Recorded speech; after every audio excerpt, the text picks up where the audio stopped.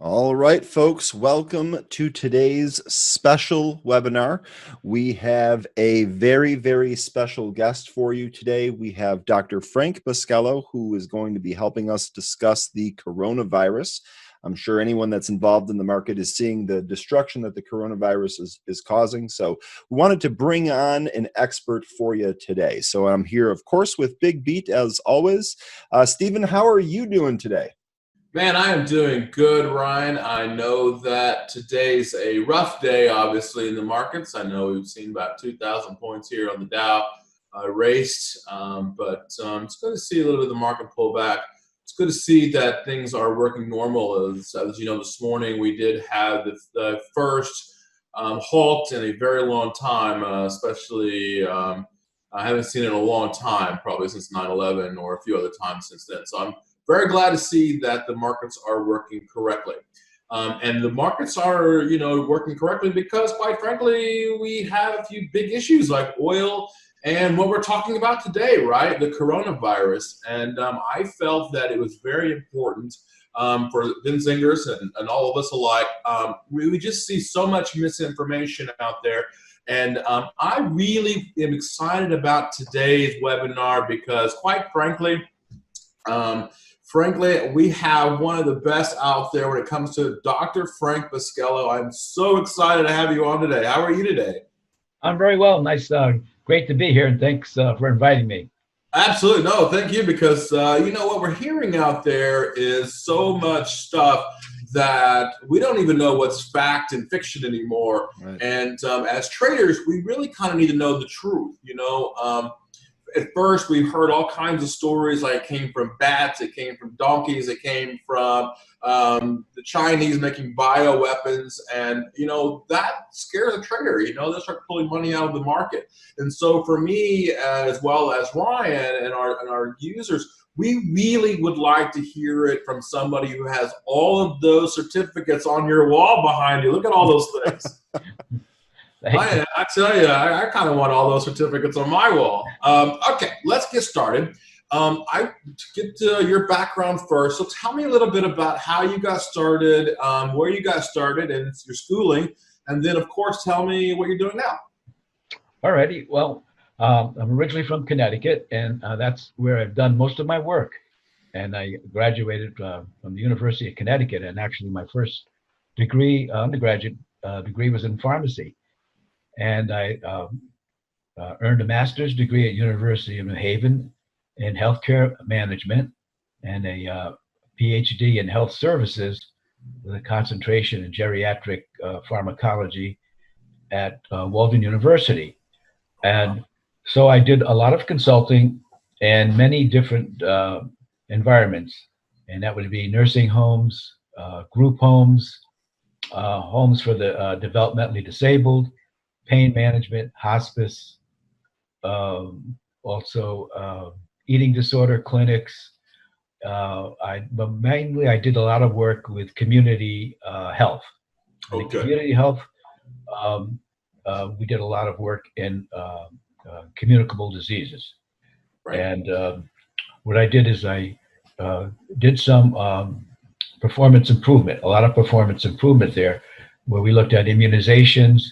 And also, we also went through the MERS and the SARS and the Ebola, scare a few years ago, and TB is another big one, and so forth. So we did a lot of work on that, and I still work as a consultant there. I'm currently living in Florida, and I keep in contact with some of the staff there. And actually, I was recently talking to my fellow colleague, who is also a performance improvement specialist there.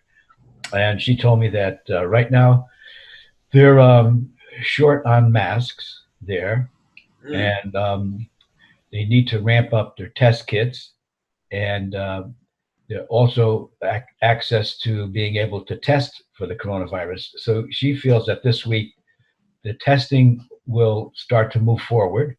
Okay. And they do have orders out, so to speak, for more masks. They have an adequate number now, but of course, some of these are disposable, and so forth. And you have different people coming in, different healthcare providers, so forth. It'll need masks.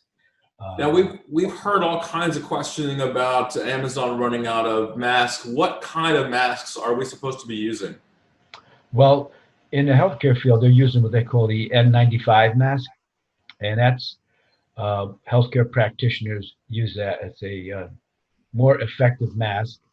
And you have to actually be fitted for that mask. You have to go through a test and so forth. Okay. And you then can't just go on Amazon. You can't just go on Amazon and buy that mask, then, right? No, you can't. You can't get an N95. Okay. It'd be very difficult to get one, and it's best probably not to get one, so that there's enough for really healthcare providers who are treating and dealing with patients who may have this communicable disease or Gotcha. need to be screened for it.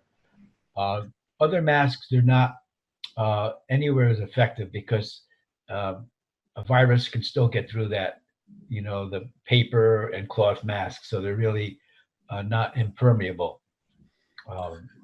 Now, you said you went through Ebola, MERS, SARS, all the other ones. How is the coronavirus different from all the other ones? Okay, the coronavirus is a different virus altogether. This one, we call it COVID-19. It's coronavirus infectious disease 2019. And the coronavirus is similar to a lot of other, several other viruses, including the common cold. But it's a newer virus, and the epicenter was in China, in the city of Wuhan. And it was believed that it came from bat to human because they have a market there of foods, meats, and so forth and so on that they eat. They eat a lot of exotic, what we would consider exotic meats. And for example, anteater there. The bat could have bitten the anteater, gotten the disease, and then transmitted it. So there's a lot of uncertainties and unknowns, and I think that has an effect. It seems to have an effect on the market because the market has been up and down. Now it's mostly down. Right. So it's a global type thing. We have 4 epicenters. We have China, South Korea, Iran, Italy. In the United States, it seems that the epicenter is in Washington, the state of Washington, where we've had the most cases, most deaths. Can you tell me why we're seeing a lot we can understand Iran, we can understand China, where it came from, but to me, I don't understand why Italy is getting so many. The only thing I could think about in Italy, and then there were, excuse me, there's some uncertainty, is that obviously it's spread from person to person. The person that has the disease coughs or sneezes, and the droplets get in the air. Somebody inhales those, gets into that individual's lungs. It has an incubation period of, they say now, 14 days. 14 days. And okay. Then that person transmits, and you can see it's a geometrical equation there on how it's spread. And so Italy had obviously some people that either came into the country or traveled out and came back that took disease with them. And that's how, and we see the same thing in the United States. People who took cruises, right, tested positive. People who flew to China or to other areas where the disease is in epidemic proportions, bringing it back to the United States. Now, you're saying that this is it's different from the flu or the regular flu. When should a person feeling sick, if I feel sick, I'm the first person in the world to not go to the doctor. I don't like doctors, even though I am the son of a pharmacist, as you know. When should we go to the doctor? Okay, well, the symptoms are cough, sore throat. However, if there's a fever, get yourself to a doctor right away if there's a fever, or wherever the designated area place in your community is, whether they use a hospital, an emergency room, or your own physician. Definitely when you have a fever, get there. If you have symptoms, stay at home, call your physician, and then from there, they'll ask you if you have a temperature and so forth. And then you should definitely see the physician to be tested, see whether you have the coronavirus. Now, you said that 14 days is the incubation period, and we're seeing the market sell off. I think a lot of traders out there are trying to figure out, maybe even time the market out, even myself. Do you think that this will be a short-lived where we can be okay, and then by the summertime or in March, April, May, do you know when it'll burn itself out, shall we say? Well, usually, looking at the past, viruses do that. They burn themselves out. Now, we don't know about this one, but we know that the flu virus has a season, and usually when it comes to the warmer weather, it starts to burn itself out. And right now, we're seeing a decline in flu cases. Other viruses that have been here, of course, like the Ebola virus, it was pretty well rampant in Africa, but they got a vaccine, and it helped out quite a bit.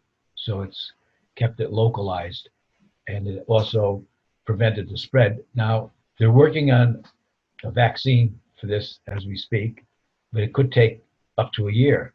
And they're working on antivirals also, and those could be taken. Some of those can be taken orally because that's how they wiped out hepatitis C. They did an oral medication for that, and they cured hepatitis C. Mm-hmm. So with this, I think it takes. We don't know. It's an unknown whether in the warm weather, whether it'll start to decline as we approach the warmer weather, the springtime in the United States and the summer, or whether it's a virus that likes the warm weather. But right. All the measures that are in place right now, containment and so on, and we have to see what effect that has. Now, one of the things that we've been seeing on TV and the news, obviously, and I'm gonna ask Ryan if he'll start to share his screen with Benzinga Pro, is to show a chart of Costco. As some of you know, I've been actually pushing, saying that these people have been stocking up. Now, obviously, Amazon and deliveries and things of that nature, and we've talked about Zoom Media, ZN. We've had a past webinar where one of them, obviously Jeremy Newsom, who we love, the trader, said Zoom. He was dead right on that one. But looking at Costco, and if we take away the last, obviously, few days, we will see that people have been actually stocking up. Do you advise people to continue to stock up, though, Dr. Boskello?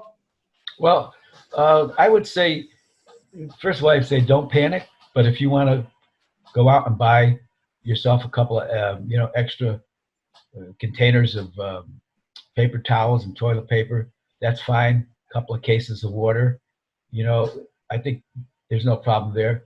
But right now, I don't see any problem with the food supply. There hasn't been any warning or any problem in the United States as far as the food supply is concerned.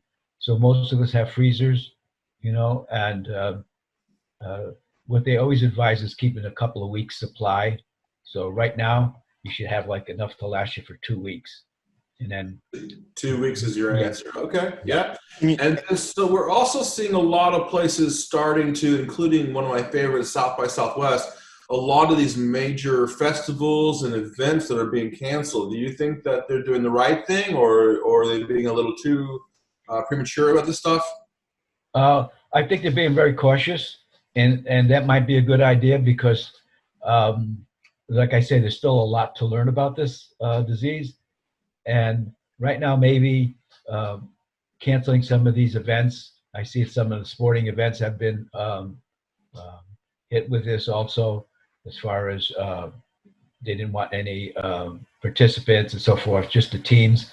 And that might be a good idea now. And let's see how it plays out in a couple of weeks, whether this has a beneficial move or it doesn't. Yeah, I know that my wife's a big rugby fan for Ireland, so I know they just canceled the Six Nations, so she is definitely not happy. Okay, so with canceling these events, one of the things that we're always worried about, especially, let's pull up a chart of Apple too, Ryan. You got it. That's the big stalwart, right? Everybody owns Apple stock. It's the biggest in the ETFs, especially in the SP and SP 500. Do you feel like yourself? Do you feel like you're an investor? We talked about this, and are you nervous yourself? Are you pulling money out of the market, or are you staying steady? Or well, to tell you the truth, I'm staying steady. I have my portfolio is pretty much on the conservative side, but I do have some, investments that aren't so conservative. But right Okay, now, well, you willing to share those non-conservative investments? no, because I might be giving the wrong advice. But at any rate, just as a general rule, I would say right now I'm sitting tight. I'm keeping, my portfolio as it is. Yeah. And I have, it's very diverse, which I think is a good idea. When I was younger, I had, more toward the other end, and then I went kind of in the middle, and now I'm a little bit conservative, but I still like to have something out there that's not so conservative. And I have not moved anything at this point, and I don't see where I would, I'm not going to move anything because I've seen the stock market over my years. Right. It's been up and down, and I might have told you that I can remember. I think when Ronald Reagan was the president, it was the first time it ever hit 1,000. Right. Look at it now.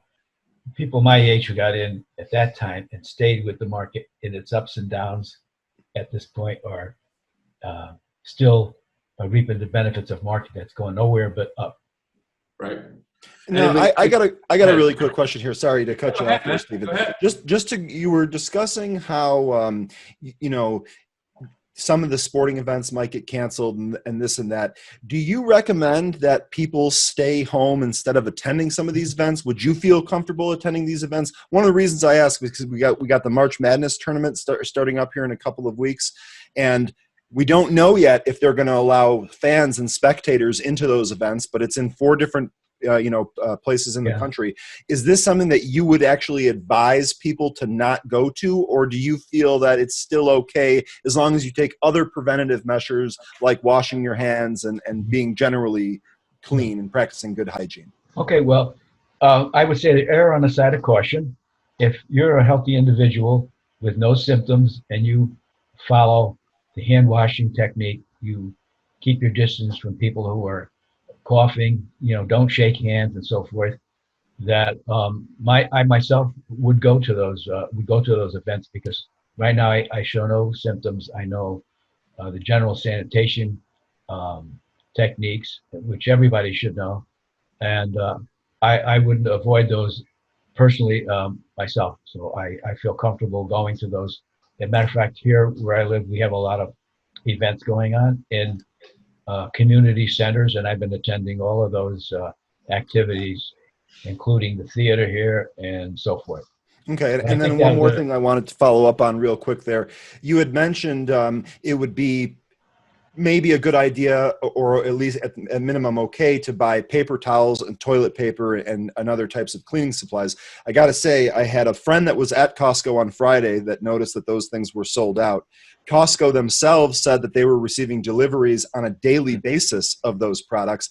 I actually went back to the same store on Sunday and saw that they had pallets full of them. So that definitely confirms exactly what you were saying. One of the interesting things I will say is that although people were buying those products, out of the thousands of people I saw in the store, I didn't see one of them with a mask. I didn't see anybody applying Purell or anything to their hands while they were actually in these stores. So it seems to me like some of the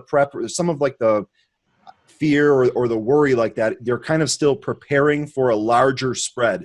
Do you think that's anywhere to that? Do you think there's anything to that?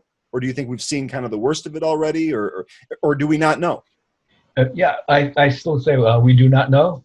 So it's advisable to continue the hand washing, use the Purell in between if you can't get the soap and water. Use common sense as far as if you see somebody coughing, I wouldn't go too near that particular person, even though they may not have the coronavirus. We don't know. So that's my feeling on it right now. I noticed that some of the places I've been, they have the Purell containers out now so that you could, squeeze some Purell into your hand and so forth. And so I think that a lot of the places now are becoming more aware that this is a good idea to have. Okay. So, everybody thinks this all came from China, and including myself. Let me ask you: is Chinese? Are they being honest with us? Are they being forthwith? Are they telling us the truth that this came from a bat, or are they being right about the numbers?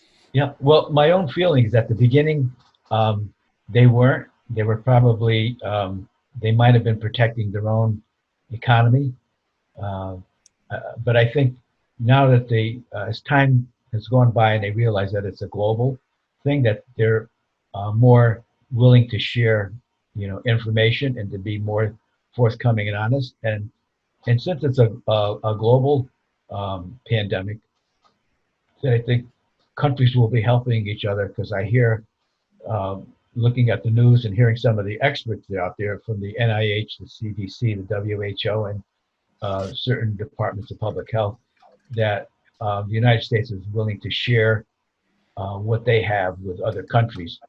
So I don't see why China would isolate themselves by not being forthcoming. So maybe initially I get the feeling that they were, but I think now they're on board with being more truthful and open to sharing information and receiving also help if needed.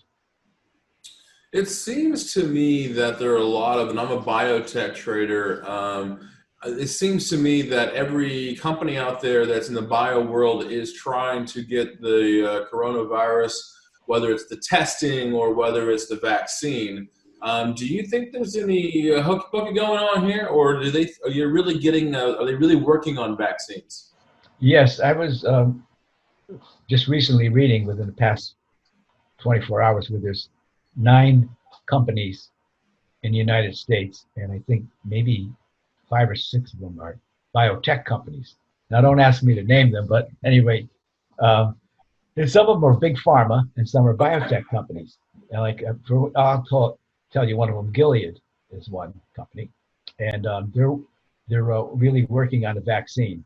So at this stage, I don't know if where they are in the process. From what I read and what I've gleaned from experiences, it takes about a year to get one out. If they can do that in less than a year, that's really great, and they may be able to do that with the technology and also with experience that they've had in developing vaccines. They have to test it on humans before it's available. It has to be approved by the FDA, and maybe a year or within a year, if we're fortunate, they will have a vaccine on this. Totally agree with you. I love Gilead. Ryan just pulled a chart up here. One of the things that I think that Gilead does very well is they have a heck of a pipeline going on. And you'll see, Ryan, if you don't mind, pull me up a 5-year chart of Gilead. And then, so you can see they've been in the doldrums for a while, right? But the very second that we start talking about the coronavirus, then we talked about that, is it pops, right? And Gilead said, oh, well, we're working on a vaccine too. With the market pulling back, Ryan, one of the things we can show them is key data, right? We can show them that they're actually doing quite well. We now know that the PE ratio of the market's right around 22, and you've got a company right here. The PE ratio, price to earnings, is under 22, which is the average. We're at 19 now. They're pretty good on their debt. And so looks like they've been undervalued for a while. And the second they start talking about the coronavirus, pop, there they go, right? So do you think that they still have some room to go here, Dr. Boskello? Yes, I do. I think that's Gilead is, as far as the virals are concerned, they've done a lot of work in that area. I believe they've done some work with the HIV, AIDS, and so forth. So it's a company that they know their way around virals, antivirals, and so forth. So they may be in the forefront of developing, a vaccine on this, and they're right in there with the 9 companies that I read about. So. Okay. Do you have other companies that you're interested in telling us about that you think they're on the forefront? Well, some of the I think in the what I call it big pharma, GlaxoSmithKline is one. Yes. And they have they're a company that has some vaccines out there, and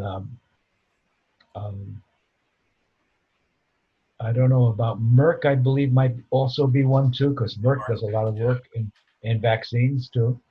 Um, Do you have one that you're just really bullish on, that you think this is the next best company out here? Do you have a hot one you like? I like Merck and GlaxoSmithKline, and I also like, on the other end, I like Gilead.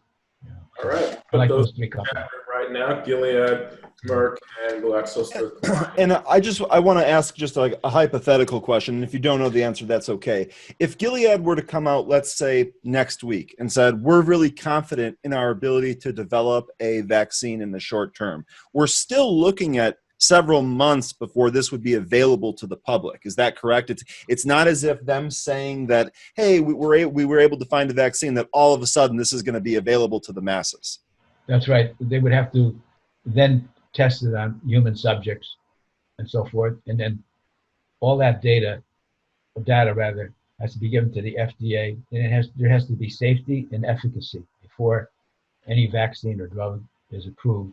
It has to be safe as well as efficacious. So now that takes a little while. There's a lot of paperwork involved in that too. Okay. The president said that he was willing to forego the FDA and just get a virus vaccine out there. Can the president do that? And can he force the FDA to push a drug through? I don't believe so. I think I've never seen that before, but I would think the FDA would really want to take charge of that. And I know that the president is really pushing for it and would like to see that. But I think it has to go through that process and through those steps, because we want to make sure that when that vaccine comes out, that it's effective and safe. Now, we all know that there's a PDUFA regulations and a complete way of, step-by-step how to get a drug passed. Is there a way that they can speed it through the process? Is there a fast track, shall we say? Yes, there is a fact, and that's fast track, and that's how a lot of the HIV and AIDS drugs were approved, fast track. So they put a lot of effort in getting the drug approved more quickly than, say, a blood pressure medication, which can go through a lot, years of testing in different phases and so forth. And do you feel that with HIV, did you feel that by fast tracking these drugs, that it actually slowed down the progress of HIV? Oh, yes. It really did make a difference. The drugs that were approved had a very beneficial effect, and a lot of them were fast-tracked. And, the case of famous basketball player who his viral load Magic Johnson? Yeah, Magic Johnson. Yeah. And so, they look at the viral load and the helper cell count and so forth. The T cell count is rising, and the viral load decreases. And they found that even in these drugs that are fast tracked, it really proved to be effective. We have another question here. We kind of covered this a little bit early on in the webinar, but perhaps one or more of the attendees were not here to actually see it. Question is, some officials with natural medical ability say that COVID-19 is just like the flu. Is this novel virus different from the seasonal flu? So how would you answer? Okay, well, the flu virus, what it does is like a lot of viruses, they replicate, but they also mutate, so they change. The influenza virus, it changes every year, so that we're really a year behind in the vaccine. The vaccine for next year is being developed now. So although the coronavirus isn't the influenza virus, it probably shows some of the same characteristics as being able to mutate. And from some of the scientists that I've heard speak in the past few days, they expect this to mutate also. So that raises a very good question about the effectiveness of the maybe the first vaccine that's put out there. How long will it be effective? And if the virus does mutate, will they have to come up with a new vaccine for it, like they do with the flu? So initially, what they do is they take samples of the virus that's out there right now to make a vaccine, and so they're working with the current virus that's available. But that's not to say that the virus will mutate, and actually it will as we go on, like other viruses do. So I'm gonna give you 4 stocks and biotechs, and I'm gonna ask you what you may not know the stocks, but you probably heard them, and I think that a lot of our clients are really looking for the next big pop. So I'm just gonna read them out to you.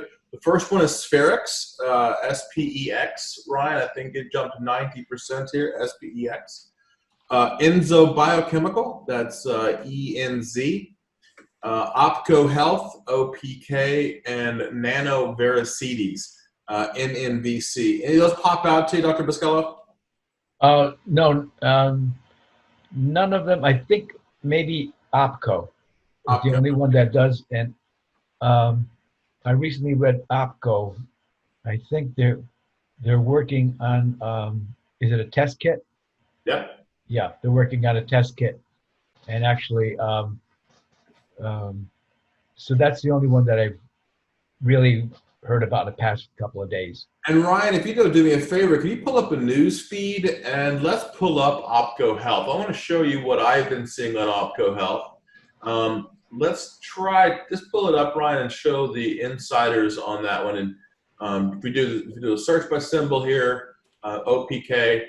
I did put this in the Benzinga Pro Insiders a few months ago, so if you were listening in, you would have known this one.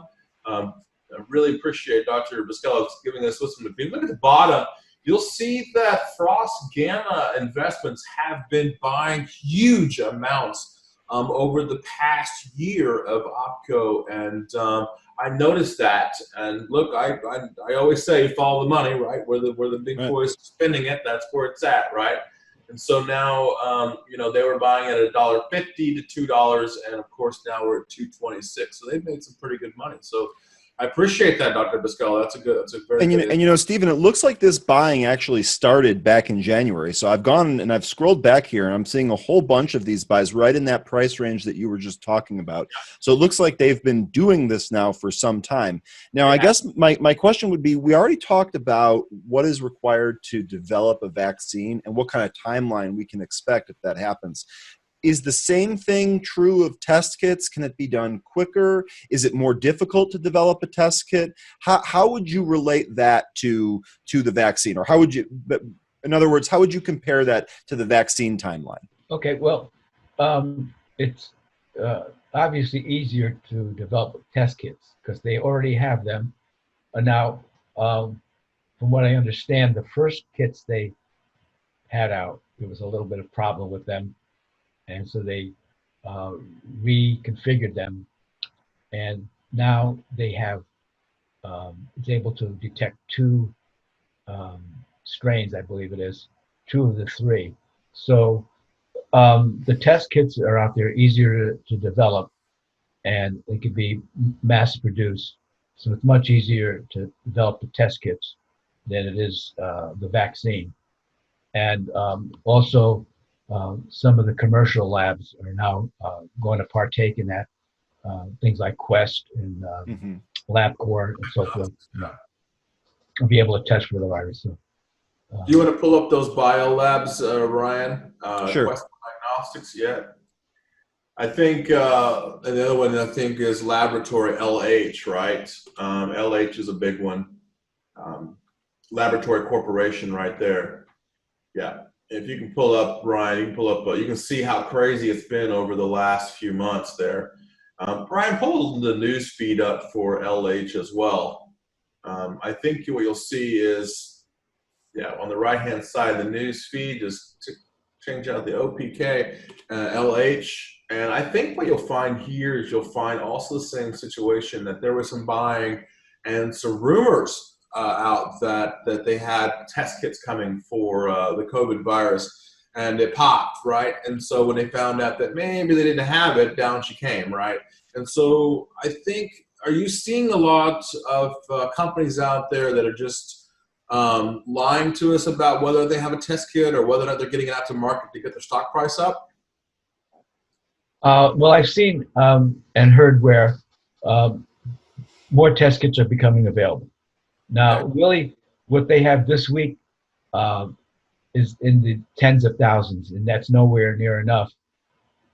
But from after this week, it's going to go up by hundreds of thousands. How many test kits do we need in this country? Do you know? Well, we're going to need in the millions. Okay. We're going to need in the millions. Yeah, because as more people become exposed or they feel that they've been exposed, we're going to need to test those individuals. So you feel that there's more than one company out there that's going to have to be the provider of these test kits, just too much? I think more than one company. It's going to be, a big job, a big undertaking to do that. So you're going to need more than one. And I think with Quest and LabCorp and some of the other big labs coming aboard, plus ramping up the production of the test kits, it's going to really help to have people tested. Yeah, I mean, with the market being down 8.5% right now, looking at 7.94%, and Quest being down 2.29%, there's got to be something there holding it up, right? Mm-hmm. So, yeah. And if you're not freaked out about the market right now, you're saying that you would be putting some money into the lab kit companies? Oh, yes, definitely so. Yeah, because they're going to produce more. So the production is ramping up, so that's going to be a good sign for those companies that it's going to be a solid choice for that. Now, do you think going ahead till next year they'll want to keep like more of these readily available in case there's a similar type issue? Do they even expect this to be around or more frequent next year? Well, I think we're learning a good lesson from this, and that we may have been not as well prepared as we should have been, and I think maybe we got started later than we should have. So what I think they're going to be, example, they're going to have test kits for this, but we don't know what's coming down the line, what other virus is going to be in 2020, if so, or 2022. But they're going to be able to learn from this, and that once something like this happens, that these companies that produce the test kits will be ready to get right in there. Now, if they make these test kits, are they able to do it for other things, or is this test kit just for the COVID-19 virus? This is just for the COVID-19. So you think that these companies like Quest and LabCorp will be pumping up for the next time? They won't be behind the 8 ball, shall we say? I would say so, yes. Right. I think that they'll get on it quickly and not wait a month or two to see what happens, but get everything in line, and when the time comes, pop them right out. And so I know that the Congress and President passed an $8 billion spending budget for this virus. Do you think that they will get these contracts, shall we say, like in the future a lot quicker? Oh, yes, definitely so.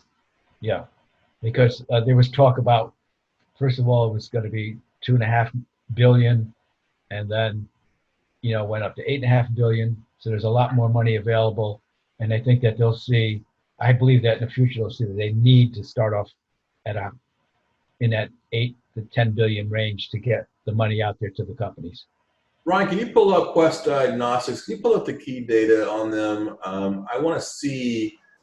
They're obviously going to get some money from this, right? So they're going to get some revenue. And look, if they get appropriated $8 billion, let me just show you what that means to a company like Quest Diagnostics. Look, that's revenue is $7.726 billion. The government has appropriated more money than they make in revenue.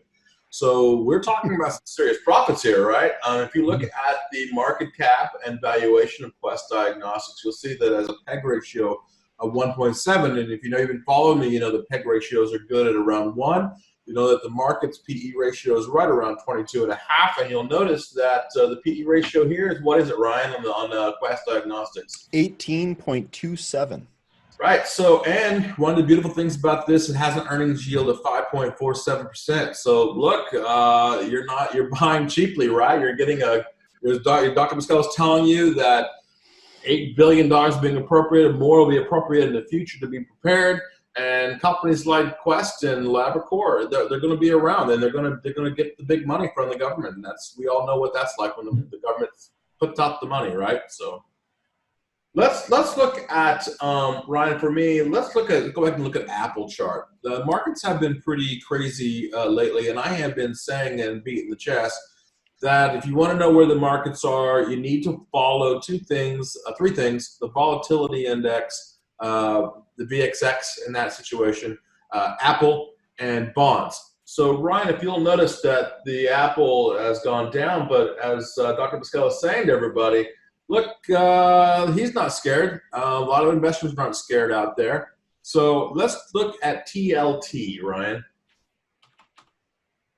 Yeah, that's the 20-year Treasury Bond Etf. And that right there tells you just about everything you need to know. Bonds are going up. That means yields are coming down. So when we start to see, you'll start to see right there at the end, the last few days, Ryan, if you'll bring up a day chart and show the last few months, yeah, you'll see that this big old hammer right there at the top is telling us to slow down the markets, right? That maybe the markets are getting a little frothy to the oversold side. So Ryan, you know what I like to see, right? I like to see the charts. If you'll add in the charts, if you'll add in a few indicators, let's add in RSI, which is Relative Strength Index, and you'll see exactly what I mean. So Dr. Boskello is telling everybody here, chill out, everything's going to be okay. Maybe stay home, maybe not go to that event, but maybe we are a little overbought, right, Dr. Boskello? Could be. Yeah, looks like it.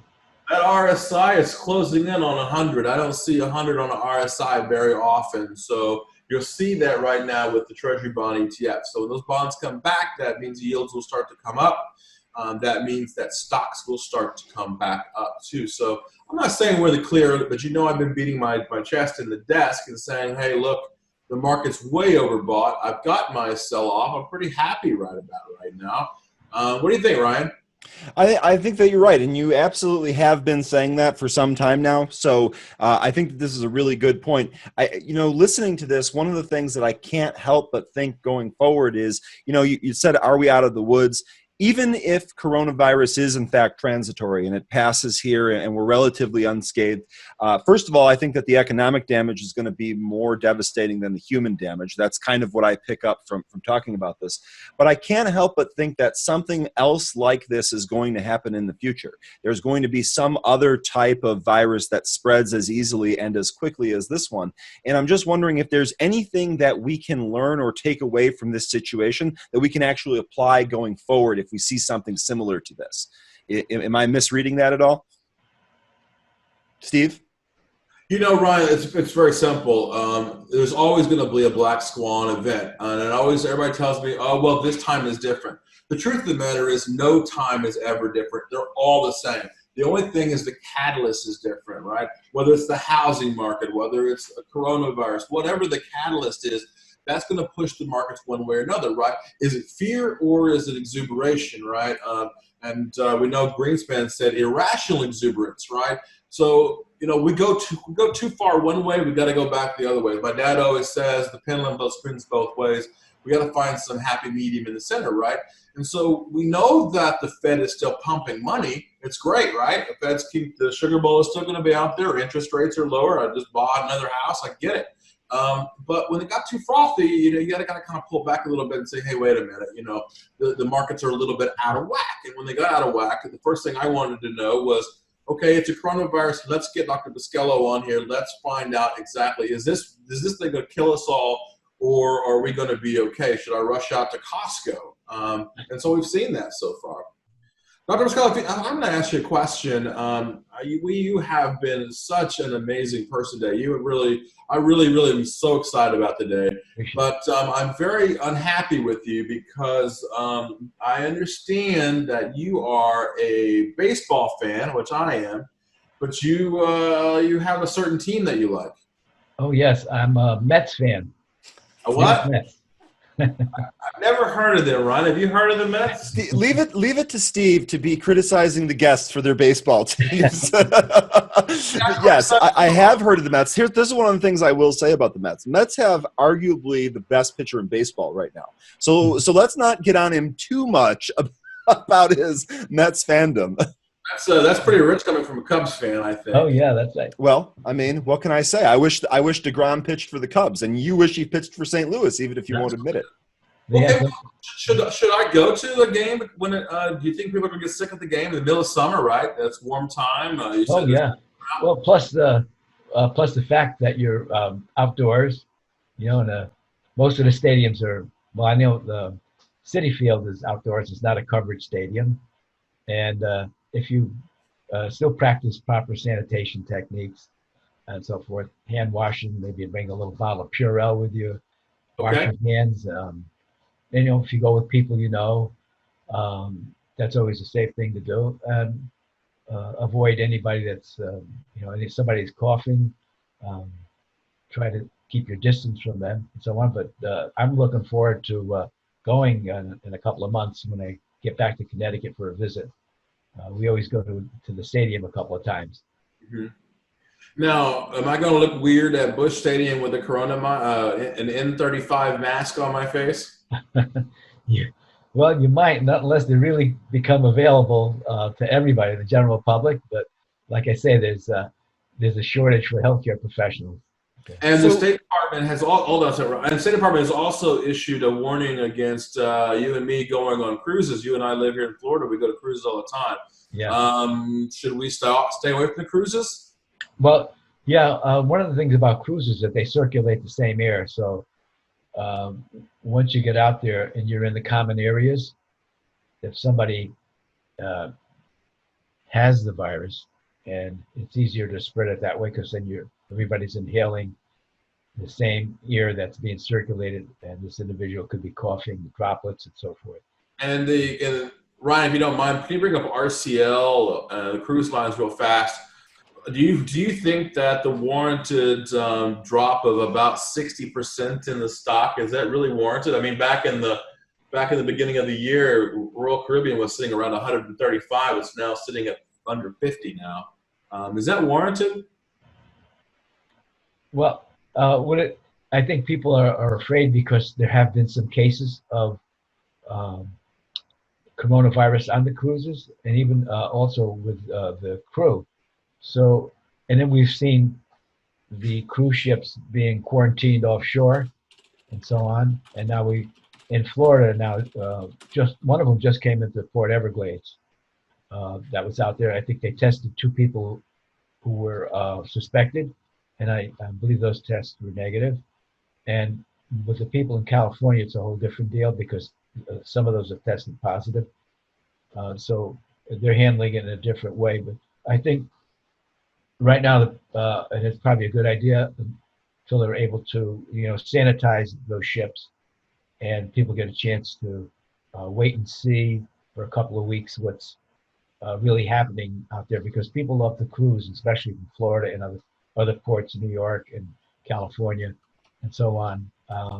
And it seems like Royal Caribbean has been hit pretty hard, unfortunately, with the problems. So to me, I wouldn't go on. I personally wouldn't go right now. I just kind of wait and see what's happening there, and let the cruise lines assure us that they're taking every precaution to make sure that it's safe to be on board. Ryan, you had a question? Yeah, I was just going to say, with the masks, I know that they said that don't buy the masks so you can make sure that they're available for health professionals. Is the mask designed more for somebody that actually has it, or for somebody that's trying to not get it? Like, do you not transmit it as much if you are wearing a mask and you have it, or is it the opposite? How does that work? How does the mask and transmission fit together? Transmission, excuse me. Yeah. Well, it can work both ways. If you have it and you're coughing, you're going to cough into the mask. But then the masks that are available to the general public still will let some of the droplets go through. They're not like an N95 mask, which are completely different. They have 5 barriers.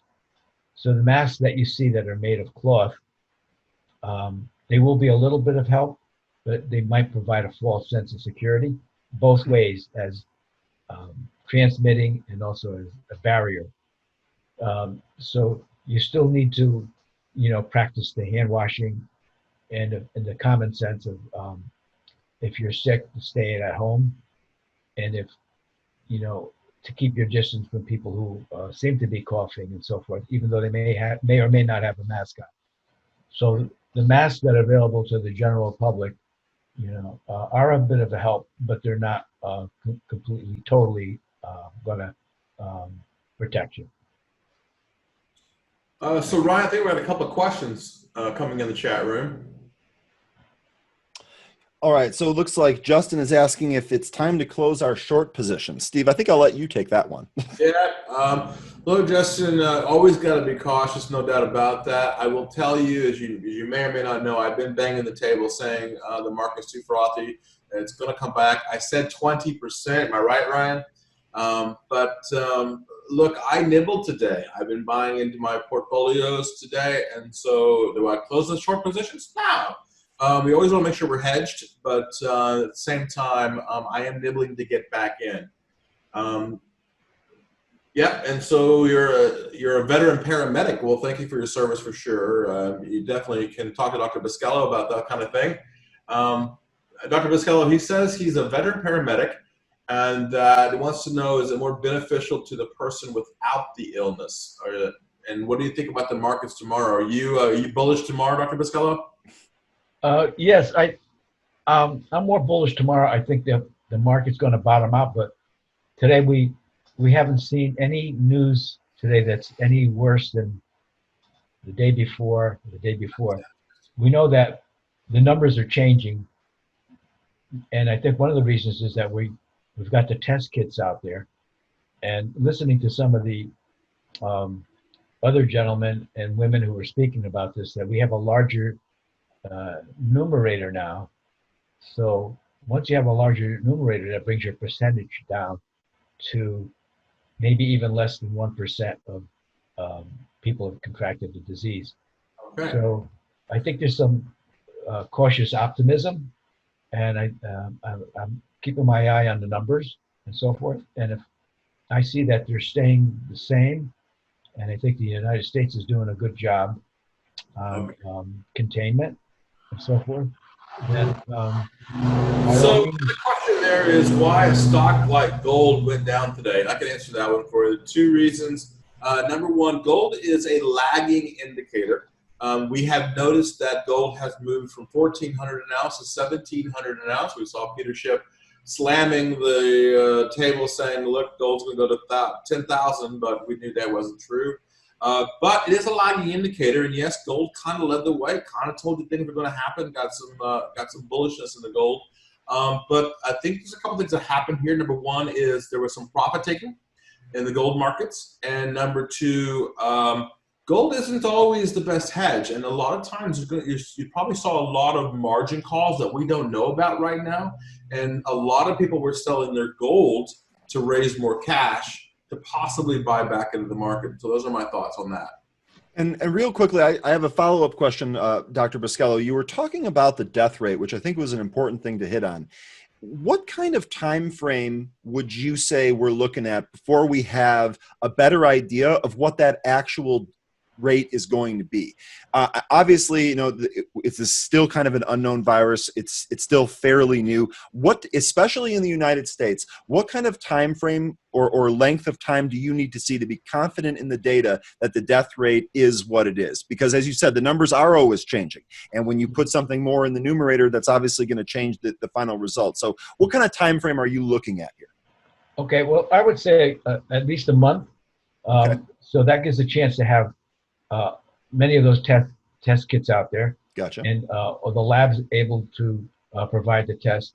And then I think you'll see the numerator getting larger, and the death rate won't be able to catch up with, hopefully, with a larger numerator. So you'll see that percentage. And I've heard some of the experts say less than 1%. So that's the good news. And I think that we got to wait for about a month to 6 weeks to see that, maybe a month at the least, to be able to see that percentage. Okay, so we're still just using today as an example. We're probably looking more towards the middle of April, perhaps even closer towards the end of April before we really have a good grasp on how bad it actually is or what's actually going to happen. Is that accurate? Yes. We Okay. could see the trend in 4 to 6 weeks. Okay. All right, so so that's it. Looks like we've got one more question here, Steve. I'm going to go ahead and give this one to you. Okay. Is it a good time to enter a 5G stock like Marvell now, at ticker MRVL?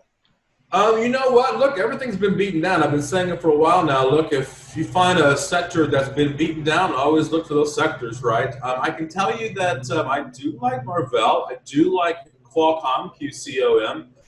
But more importantly, I like Inseego. A lot of our people in Benzinga are all playing with Inseego, which is INSG.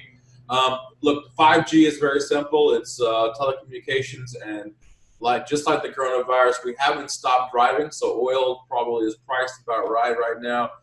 We're not going to stop talking on the phone. Probably we need faster stuff. So look, the world's not ending, right, Dr. Boskello? That's right. Exactly. All right. Well, Dr. Boskello, I want to say thank you. This has been an absolutely marvelous day, pun intended there. And I tell you that I'm just very impressed with all those things on the wall behind you. And I really want to say thank you for taking the time out of your day to come spend it here at Benzinga. I thank you. It's been a pleasure. Yep, and likewise, I really appreciate you taking the time. I know when we hear about some of this stuff, it really sounds scary. So it's great to actually take some time, deal with somebody, and talk to somebody that knows more than you do. As Steve mentioned several times, the certificates on the wall sure show that. So again, I'd really like to thank you on behalf of the Zinger community. Thank you for joining us today. Steve, thank you for arranging it and joining us today. Much appreciated. And until next time, Zingers, stay safe. Practice good hygiene, and most importantly, happy trading. Thank you very much.